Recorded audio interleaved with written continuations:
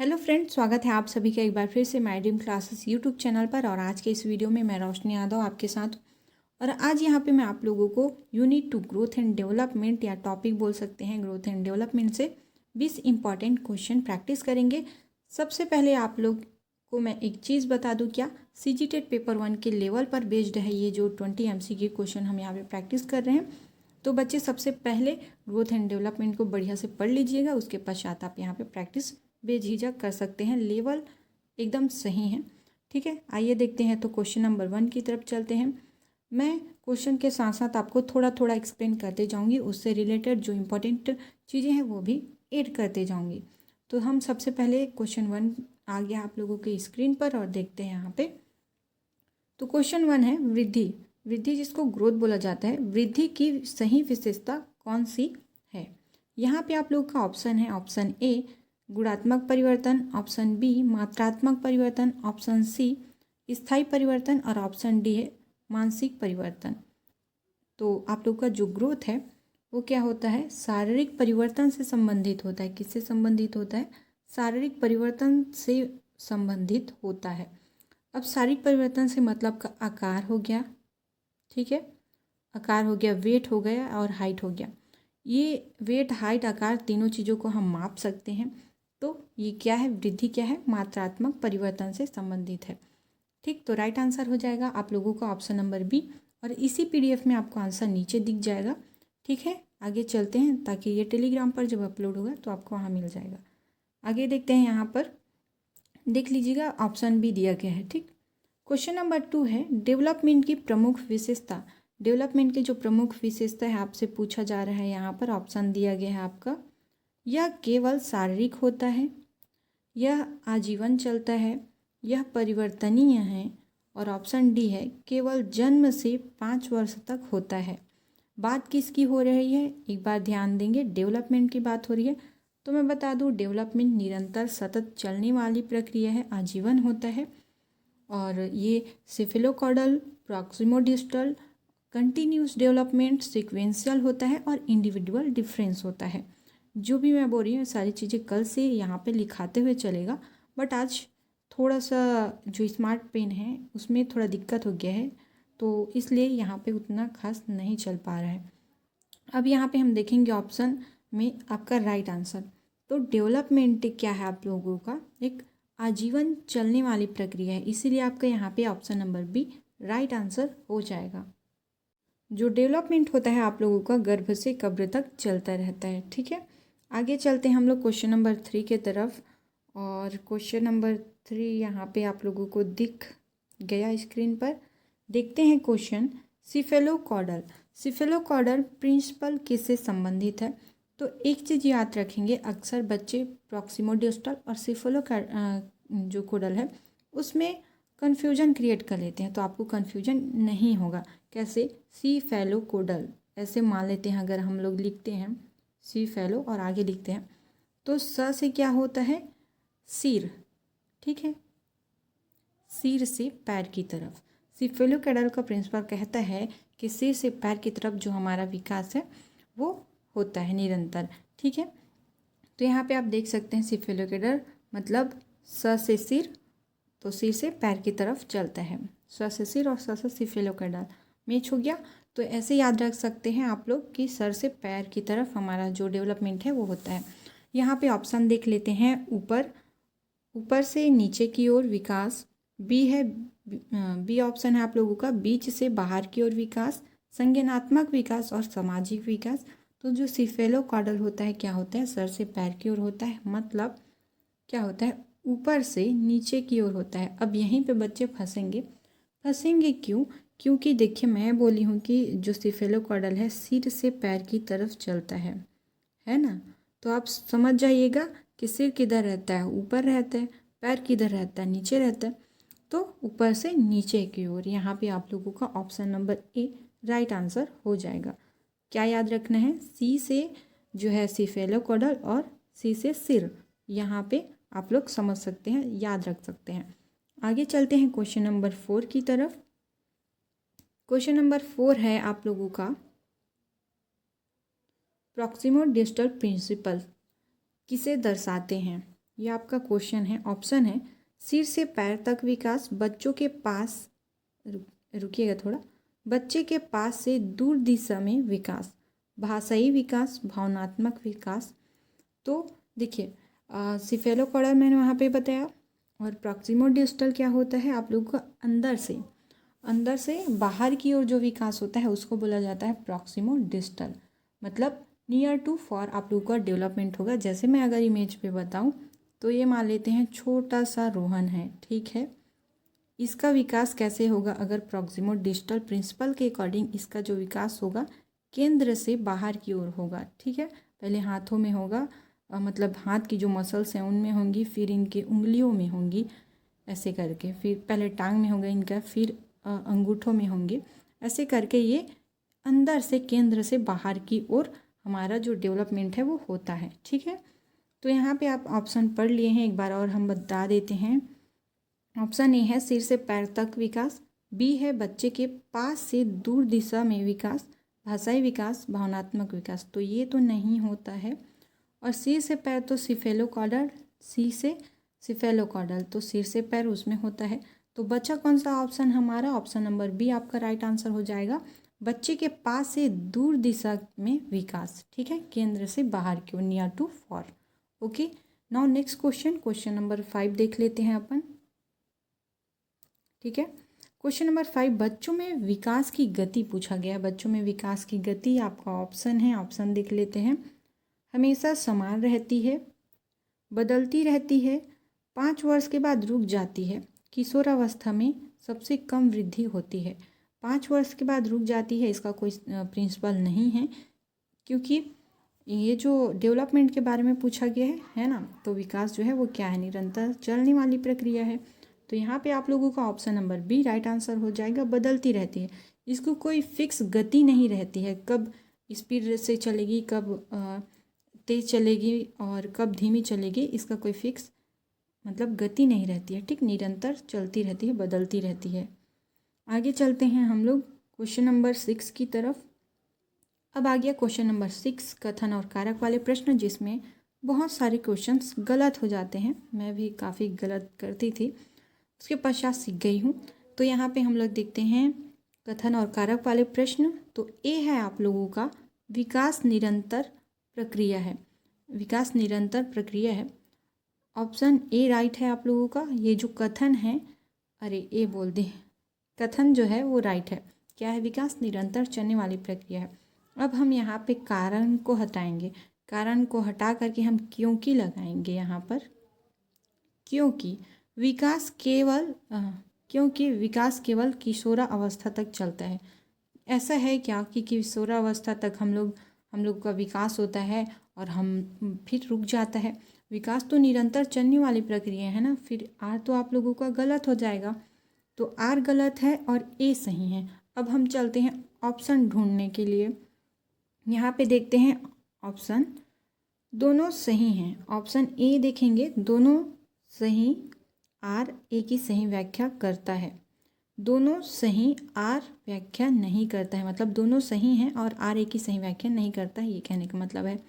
Option C है ए सही है और आर गलत है, और ऑप्शन डी है ए गलत है और आर सही है। तो यहाँ पे हमने देखा कथन ए क्या था? सही, और आर था वो गलत था, ठीक है, क्योंकि विकास सीमित नहीं रहता है, वो चलते रहता है। तो यहाँ पे हम लोग का option number C right answer हो जाएगा, ए सही है और आर क्या है? गलत है। आगे चलते हैं फ्रेंड्स क्वेश्चन नंबर 7 की तरफ। वृद्धि एवं विकास का संबंध, वृद्धि एवं विकास का संबंध पूछा गया है यहाँ पर, ठीक है। तो देख लेते हैं। ए है एक दूसरे से स्वतंत्र हैं, दोनों एक दूसरे को प्रभावित करते हैं, और ऑप्शन सी है दोनों में कोई समानता नहीं, दोनों जैविक नहीं हैं। तो यहाँ पे आप देखेंगे पहला ऑप्शन तो एक दूसरे से स्वतंत्र हैं, ऐसा बिल्कुल भी नहीं है, तो ऑप्शन ए तो गलत हो जाता है। दोनों एक दूसरे को प्रभावित करते हैं, तो हाँ बिल्कुल करते हैं, और वृद्धि विकास के अंतर्गत ही आती है। अगर वृद्धि इतना बड़ा है, इसमें physically, mentally, emotionally, socially development, चहुमुखी विकास है, तो वृद्धि इसी का हिस्सा है। अगर ये डेवलपमेंट है तो वृद्धि इसके अंतर्गत आती है। यहाँ पे ये क्या है, ग्रोथ है। ठीक है, तो दोनों एक दूसरे को प्रभावित करते हैं। अगर मैं आपको एग्जाम्पल दूँ तो एग्जाम्पल आपका ये हो जाएगा, जैसे कहा जाता है आप लोगों को, अपना जो शरीर है अगर स्वस्थ है तो मानसिक विकास भी क्या होगा, बेहतर होगा। ठीक है, जो व्यक्ति स्वस्थ है उसका मानसिक विकास भी बेहतर होगा। तो मानसिक विकास तो डेवलपमेंट में आता है और शारीरिक जो स्वास्थ्य है वो वृद्धि में आता है। ठीक है, तो दोनों 100% एक दूसरे से संबंधित हैं। तो राइट आंसर हो जाएगा ऑप्शन नंबर बी। आगे चलते हैं क्वेश्चन नंबर 8 की तरफ। ठीक है, यहाँ पे देखते हैं कौन सा विकास क्वालिटेटिव चेंज से संबंधित है। चेंज से मतलब क्वालिटेटिव चेंज से मतलब होता है यहाँ पर विकास है, तो 100% ये गुणात्मक आप लोगों का गुणात्मक परिवर्तन के बारे में बात कर रहे हैं, गुणात्मक परिवर्तन के बारे में बात कर रहा है। ठीक है, देखते हैं यहाँ पे ऑप्शन ए है ऊंचाई बढ़ना, बी है वजन बढ़ना, और सी है भाषा सीखना, और डी है बाल बढ़ना। तो यहाँ पे आप लोगों का जो राइट आंसर है, देखिए ऊंचाई बढ़ना तो अपना वृद्धि में आ जाएगा, वजन भी वृद्धि का हिस्सा है, और बाल बढ़ना वृद्धि में आ जाएगा। यहाँ पे देखेंगे भाषा विकास, भाषा का विकास, जैसे मैं आपको एग्जांपल दूँ ऑप्शन नंबर सी आपका यहाँ पे राइट आंसर हो जाएगा। मैं आपको एक छोटा सा एग्जांपल देती हूँ। आप बचपन में क्या करते हैं, पहले आ बोलते हैं, फिर उसको आराम आराम से बोलते हैं, मतलब अम्मा इस टाइप से। तो धीरे धीरे क्या होता है, भाषा का विकास होता है, तब आप क्लियर बोल पाते हैं। मतलब बचपन में आप तुतलाते हैं, सीधा सीधा बोल सकते हैं, है ना। फिर आपका जो भाषा का विकास होता है उसके पश्चात आप अम्मा या फिर मम्मी जो भी आप बोलते हैं वो डायरेक्टली बोल लेते हैं। आगे चलते हैं हम लोग। क्वेश्चन नंबर अपना कितना है, 9। क्वेश्चन नंबर 9 है किशोरावस्था में तेजी से होने वाला परिवर्तन कौन सा है। ये क्वेश्चन काफ़ी बार पूछा जाता है अलग अलग तरीके से, तो ध्यान देंगे। किशोरावस्था में तेजी से होने वाले परिवर्तन, क्योंकि यहाँ पे अगर मैं बात करूँ तो किशोरावस्था ही पूरा तेजी से होता है। देखिए भावनात्मक विकास, भावनात्मक विकास बोल रहे हैं, दूसरा बोलता है ऊंचाई वृद्धि, तीसरा बोल रहा है भाषा का विकास, चौथा बोल रहा है सामाजिक परिपक्वता। तो यहाँ पर सबसे तेज अगर कुछ परिवर्तन होता है तो ये कहाँ पे होता है, ऊंचाई पे होता है। हम अचानक से बड़े नज़र आ जाते हैं। जैसे अगर कोई हमें बाल्यावस्था में देखा होगा तो जब वो किशोरावस्था में देखेगा तो सोचेगा कितना बड़ा हो गया है ना। तो यहाँ पे किशोरावस्था में हम बात करें तो तेज़ी से होने वाले परिवर्तन होते हैं, हमारे ऊंचाई में परिवर्तन होते हैं। ठीक है, अब इससे ना एक बहुत अच्छा क्वेश्चन बनता है। स्टेनले हॉल आपने पढ़ा होगा तो नाम सुना ही होगा, जिन्होंने कहा इसको तनाव तूफान की अवस्था। इसमें किशोरावस्था नाम को चेंज करके आपको पूछ दिया जाएगा तनाव तूफान की अवस्था किसे कहते हैं, या जो संवेदना जो होता है ना, इमोशंस होता है, उसमें हलचल होता है। तो जो इमोशंस है उसमें हलचल की अवस्था कौन सी होती है, ऐसे आपको किशोरा अवस्था को अलग अलग तरीके से पूछ सकता है। तो ये वाला जो लाइन है, जैसे स्टेनली हॉल ने एक कथन कहा है किशोरा अवस्था को तनाव और तूफान का अवस्था कहा गया है, उसे बार बार क्वेश्चन को पूछा जाता है। आप इसको याद रखेंगे। किसने कहा है, तो स्टेनली हॉल ने कहा है। हॉल में अगर हलचल होता है मतलब तूफान आता है तो सब कुछ इधर उधर हो जाता है। इस तरीके से आप किशोरावस्था को याद रख सकते हैं। आगे चलते हैं हम लोग। यहाँ पे आपका क्वेश्चन नंबर 9 का right answer option number B है, क्योंकि हम लोग टॉपिक से थोड़ा विस्तृत जान लेते हैं तो कहीं और चले जाते हैं ना। आगे चलते हैं क्वेश्चन नंबर 10, बच्चे में रेडिनेस तत्परता का अर्थ। इसको मैं कल ही बताई थी। तत्परता का सिद्धांत किसने दिया है आपको बताना है। ठीक है, तत्परता का जो प्रमुख नियम है, मतलब बोल सकते हैं सीखने का जो नियम है उसमें आता है तत्परता, रेडिनेस। तो क्वेश्चन को पढ़ लेते हैं। बच्चों में रेडिनेस तत्परता का अर्थ पूछा गया है आपसे। तो ऑप्शन ए है बच्चों को मजबूर करके सिखाना, बी है कौशल सीखने का उपयुक्त समय, सी है दंड देकर सिखाना, और डी है समान उम्र में समान क्षमता। अब मैं आपको एक चीज़ बताऊं, अगर आपने मेरा वीडियो नहीं देखा होगा तो जिसमें मैं सिलेबस का विस्तृत जानकारी दी हूँ, तैयारी कैसे करना है, आप कैसे 84/66 के रूल से CGTET सीटेट क्लियर कर सकते हैं, ये मैं वहाँ पे बताई हूँ। तो वो वीडियो में मैं आप लोगों को एक अच्छा पॉइंट बताई हूँ, वो ये है जैसे कि रटना है ना, दंड देना और मजबूर करना, जैसे ग्रेडिंग देना, बच्चों में भेदभाव करना, ये जैसे शब्द होते हैं ना वो निगेटिव शब्द होते हैं। आप इसको पहले ही एलिमिनेट कर दीजिए ताकि आपको उत्तर पॉजिटिव वे में मिल जाए।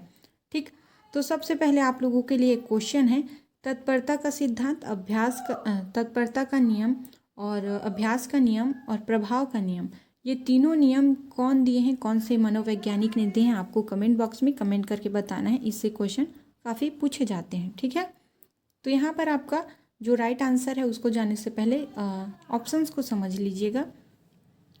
बच्चों को मजबूर तो नहीं कर सकते, बिल्कुल गलत है ये, और उससे बच्चा बिल्कुल नहीं सीखेगा। कुछ टाइम के लिए आप उसको डरा करके धमका करके सिखा सकते हैं, लेकिन बाद में वो चीज़ों को भूल जाता है। दंड देकर भी आप नहीं सिखा सकते। ठीक है, और समान उम्र में समान क्षमता, यहाँ पे अगर आप लोग देखें तो ये भी कुछ हद तक सही है, लेकिन इससे भी ज़्यादा अच्छा आपको यहाँ पे ऑप्शन देखने को मिलेगा, कौशल सीखने का उपयुक्त समय है। ठीक, तो यहाँ पे हम समझेंगे इसको, इस जो क्या बोलते हैं ऑप्शन बी है उनको समझेंगे। तो जैसे कि सही क्षमता जब आप में होगा, बच्चों में होगा, सही क्षमता होगी, साथ में सही आपका जो समय होगा, जैसे कि आप पाठ्यक्रम को ले लें, उनमें बच्चे के इस स्ट्रेंथ के अकॉर्डिंग सिलेबस को बांटा जाता है कि बच्चा 1 to 5 में ये पढ़ेगा, ये सीखेगा, 6 to 8 में ये सीखेगा, 9 10th में अलग अलग सब्जेक्ट को अलग अलग पढ़ेगा। इस तरीके से सिलेबस को बांटा गया है। तो उसी पर ये डिपेंड करता है। तत्परता मतलब जब बच्चा सीखने के लिए तैयार होता है तो वो बहुत बेहतर सीख सकता है। तो यहाँ पे आपका जो राइट आंसर हो जाएगा ऑप्शन बी हो जाएगा, कौशल सीखने का उपयुक्त समय। ठीक है, मतलब समय सही होना चाहिए, उनमें तत्परता होनी चाहिए, इतनी क्षमता होनी चाहिए कि वो सीख जाएं। आगे देखते हैं क्वेश्चन नंबर 11। क्वेश्चन नंबर 11 है आपका कथन और कारक वाले प्रश्न। देखते हैं, क्वेश्चन है कथन ए है, विकास क्रमबद्ध होता है। विकास क्या होता है, सिक्वेंशियल होता है। कारण है क्योंकि बच्चा पहले चलना सीखता है, फिर बैठना सीखता है। अब आप यहाँ पे ध्यान देंगे, जब आप एग्ज़ाम में बैठते हैं ना तो लगता है टाइम भागे जा रहा है, तो आप देखते नहीं हैं, सीधा आंसर लगा देते हैं।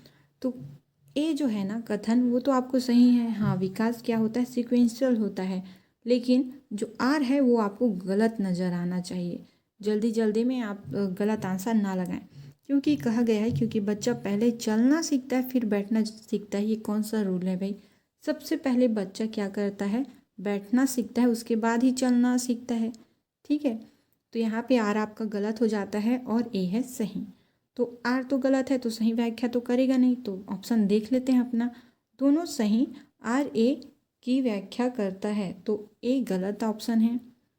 बी को देख लेते हैं, दोनों सही, आर व्याख्या नहीं करता, ए सही, आर गलत है। तो यहाँ पे आपका राइट आंसर हो जाएगा ए सही है और आर गलत है। ऑप्शन नंबर सी आपका राइट आंसर हो जाएगा। ठीक है, आगे चलते हैं फ्रेंड्स। आगे हम चलेंगे क्वेश्चन नंबर 12 की तरफ, और आपका क्वेश्चन है विकास का कौन सा सिद्धांत है। विकास का सिद्धांत आगे देख लेते हैं अपना ऑप्शन डी और ए से लेकर डी तक। ऑप्शन दिया गया है आपको, विकास उल्टा चलता है, बिल्कुल नहीं। विकास सभी बच्चों में समान दर से होता है। विकास वंशानुक्रम और वातावरण दोनों पर निर्भर करता है, और विकास केवल जन्मजात होता है। तो विकास ना ही जन्मजात होता है, और सभी बच्चों में समान दर तो बिल्कुल नहीं होता। इंडिविजुअल डिफरेंस डेवलपमेंट का एक सिद्धांत है, जो अगर बच्चा ट्विंस भी पैदा हो जाता है ना, तो भी दोनों में जो डेवलपमेंट है वो समान कभी नहीं होगा। ठीक है, तो यहाँ पे आपका राइट आंसर हो जाएगा ऑप्शन नंबर सी, विकास वंशानुक्रम और वातावरण दोनों पर निर्भर करता है। तो आंसर नंबर सी आपका राइट आंसर हो जाएगा। आगे चलते हैं क्वेश्चन नंबर 13 की तरफ, और यहाँ पे क्वेश्चन नंबर 13 पूछा गया है आपको, विकास कौन सा क्षेत्र सामाजिक संबंधों से जुड़ा हुआ है। आगे चलते हैं, ऑप्शन देख लेते हैं, विकास कौन सा क्षेत्र सामाजिक संबंधों से जुड़ा हुआ है। ऑप्शन है आप लोगों का, ऑप्शन ए संज्ञानात्मक, बी है भाषाई, और सी है सामाजिक, और डी है नैतिक। तो यहाँ पे सीधा सीधा आप देखेंगे कहा गया है सामाजिक संबंधों से। तो सामाजिक संबंधों से क्या जुड़ा हुआ होता है आप लोगों का? Option number C right answer हो जाएगा, सामाजिक। ठीक है, आगे चलते हैं क्वेश्चन नंबर 14 की तरफ। क्वेश्चन नंबर 14 है आप लोगों का व्यक्तिगत विभिन्नता, इंडिविजुअल डिफरेंस किस कारण से होती है? इसको समझ लेते हैं। व्यक्तिगत विभिन्नता फाइनली यहाँ पे आ गया है। ए है ऑप्शन केवल हेरिडिटी, बी है केवल इन्वायरमेंट, सी है हेरिडिटी इनटू इन्वायरमेंट, दोनों मतलब दोनों, इनमें से कोई नहीं। तो इनमें से सिर्फ हेरिडिटी पे डिपेंड नहीं करता है व्यक्तिगत विभिन्नता, और ना ही डेवलपमेंट पर डिपेंड करता है, क्योंकि केवल वाले जो ऑप्शंस होते हैं उन्हें भी आपको एलिमिनेट करना होता है। और जो व्यक्तिगत विभिन्नता है वो आप लोगों को हेरिडिटी और इन्वायरमेंट की वजह से होता है। इससे मैं आपको एक और बेहतरीन चीज़ बताऊं, वो क्या है, जैसे मान लो आपको ऑप्शन में दे दिया गया है कि 50% हेरिडिटी है, 50% इन्वायरमेंट, तो इस ऑप्शन को भी आपको गलत लेना है, क्योंकि ये कभी भी कोई भी फिक्स नहीं है कि हेरिडिटी 50% होता है, इन्वायरमेंट 50% होता है, तब जाके बच्चे का डेवलपमेंट होता है। ऐसा कहीं पे भी नहीं लिखा गया है। और एक दूसरा क्वेश्चन मतलब आपको ऑप्शन ये दे दिया जाता है, जैसे यहाँ हेरिडिटी इंटू इन्वायरमेंट लिखा गया है, यहाँ आपको दे दिया जाएगा प्लस, और यहाँ लिखा जाएगा हेरिडिटी, यहाँ पे लिखा जाएगा इन्वायरमेंट। तो ये भी गलत हो जाएगा, क्योंकि ये प्लस नहीं होता है, ये होता है मल्टीप्लाई का जो आप लोगों को चिन्ह है, सिंबल है, वो रहेगा, तभी वो ऑप्शन सही रहेगा। ठीक है, आगे चलते हैं हम लोग क्वेश्चन नंबर, तो यहाँ आपका ऑप्शन नंबर सी सही है ना? हाँ, क्वेश्चन नंबर 15 पे चलते हैं। कौन सा विकास जन्म से पूर्व शुरू हो जाता है? ओह, जन्म से पूर्व कौन सा विकास शुरू हो जाता है? ऑप्शन देख लेते हैं। सामाजिक विकास, सामाजिक विकास कैसे हो जाएगा? तो समाज में अभी आया नहीं है ना, जन्म पूर्व लिखा हुआ है। दूसरा है भाषाई विकास, ये भी नहीं होगा, क्योंकि बच्चा जन्म लेते ही नहीं बोलता है, और ना ही जन्म लेने से पहले बोलता है। और सी है शारीरिक विकास, और डी है नैतिक विकास। तो नैतिक विकास भी नहीं होता है। तो यहाँ पे आप लोगों का बच्चे का क्या हो जाएगा? शारीरिक विकास प्रारंभ हो जाता है, शुरू हो जाता है, और उसका विकास वहाँ पे जन्म से पूर्व क्या हो जाता है? शुरू हो जाता है। ठीक है, इसमें आप लोग उन चीज़ों को भी याद रखेंगे कि बच्चे का जन्म कब होगा, कितने दिनों बाद होगा, मतलब जब वो गर्भ में रहेगा, तो उसके बाद गर्भ जो अवस्था होता है ना, भ्रूणावस्था आप लोगों का होता है, और उसके बाद एक और होता है, 3 अवस्था में ये डिवाइड रहता है ना, जैसे कि नहीं सही है, डिम्ब अवस्था, और दूसरा होता है आप लोगों का भ्रूणावस्था, और तीसरा होता है गर्भावस्था।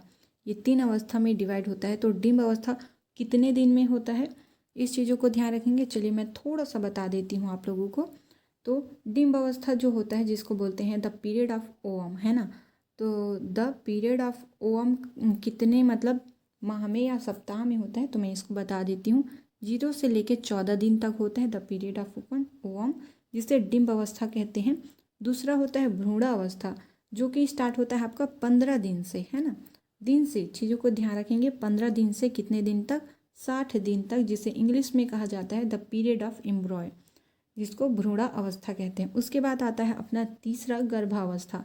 गर्भावस्था जो कि शुरू होता है 61 डेज से लेकर के आप लोगों का जन्म तक, मतलब 280 है ना, 280 डेज, ये 280 डेज टोटल काउंट होता है, मतलब जन्म तक आप समझ सकते हैं।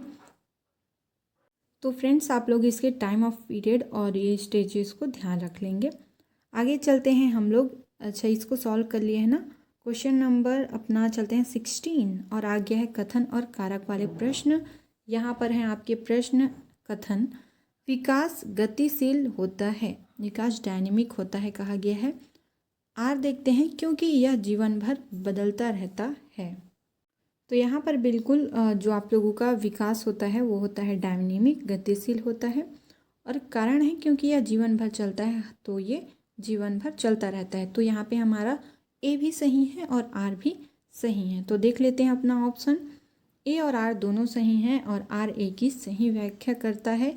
दोनों सही हैं, पर आर व्याख्या नहीं करता है। ए सही है, आर गलत है और डी ऑप्शन है आप लोग का ए गलत आर सही। तो यहाँ पे आप लोगों का option number A right answer हो जाएगा। ए सही है, आर भी सही है और आर ए की सही व्याख्या करता है। तो चलिए फ्रेंड्स आगे चलते हैं, क्वेश्चन नंबर 17 में चलते हैं। इमोशनल डेवलपमेंट से एक क्वेश्चन आ गया है बढ़िया सा। तो इमोशनल डेवलपमेंट जो कि यहाँ पे आप लोगों का उदाहरण दिया गया है ऑप्शंस में, देखते हैं। इमोशनल डेवलपमेंट का उदाहरण ए ऑप्शन है ऊंचाई का बढ़ना, डर, गुस्सा, ईर्ष्या। सी है चित्र बनाने की क्षमता और डी आप लोगों को दिया गया है भाषा सीखना। तो यहाँ पे आप लोगों का राइट आंसर हो जाएगा वो है ऑप्शन नंबर बी, डर, गुस्सा और ईर्ष्या आप लोगों का राइट आंसर हो जाएगा। क्योंकि ऊंचाई का बढ़ना तो आप लोगों के ग्रोथ में आ जाता है और चित्र बनाना ये तो अधिगम का हिस्सा है और भाषा ही सीखना ये डेवलपमेंट का है। तो यहाँ पे ऑप्शन नंबर बी आप लोगों का राइट आंसर हो जाएगा, डर, गुस्सा और ईर्ष्या। यहाँ पे मैं आप लोगों को एक बढ़िया सा एग्जांपल देती हूँ। जब आप लोगों का डेवलपमेंट नहीं हुआ रहता है, किसका इमोशनल डेवलपमेंट नहीं हुआ रहता है, तो आप जैसे एग्जांपल छोटी बच्ची है, जब आप छोटे थे तो किसी भी चीज़ को लेकर के बहुत रोते थे, चिल्ला चिल्ला के रोते थे जब तक आपको वो चीज़ ना मिल जाए, फिर चाहे वो खाने का हो, खेलने का हो।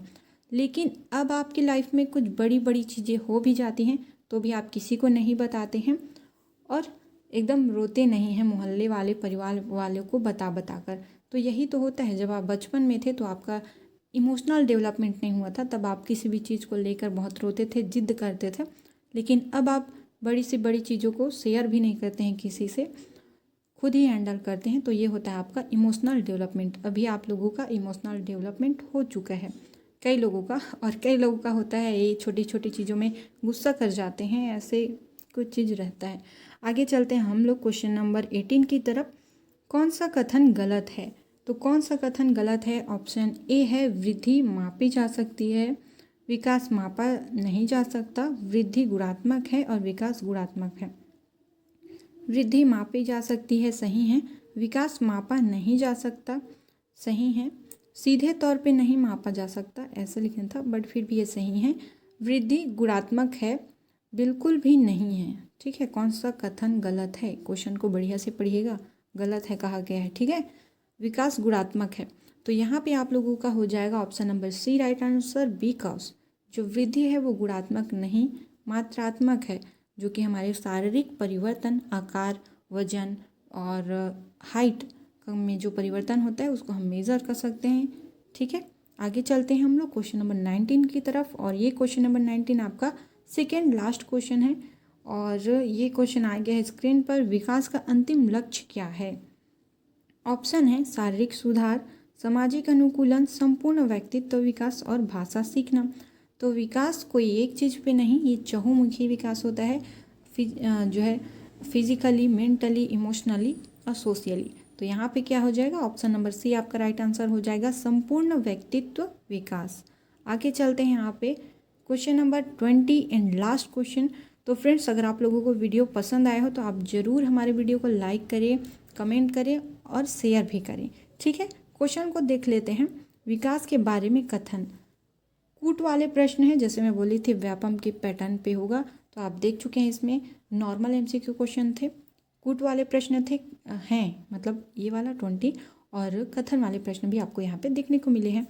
अब देखते हैं विकास के बारे में कथन। विकास के बारे में कथन दिया गया है, यह आजीवन चलता है, बिल्कुल। यह केवल बाल्यावस्था में होता है, यह गुणात्मक होता है, यह परिवर्तनीय है। तो आजीवन चलता है और गुणात्मक होता है क्योंकि विकास है ना, डेवलपमेंट, और यह परिवर्तनीय है, बिल्कुल है। यहाँ पे ऑप्शन नंबर बी आपका गलत लग रहा है तो इसको हम हटा देंगे, क्यों? और केवल भी लगे है भाई, बाल्यावस्था बस तक नहीं रहता हमारा विकास।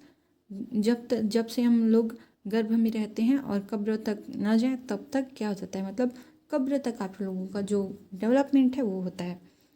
तो यहाँ पे जो राइट ऑप्शन है वो बताना है, क्योंकि विकास के बारे में जो कथन है उसको बताना है, सही कथन को। तो यहाँ देखेंगे फर्स्ट आ जाएगा आपका और थर्ड आ जाएगा, लास्ट में फोर्थ आ जाएगा।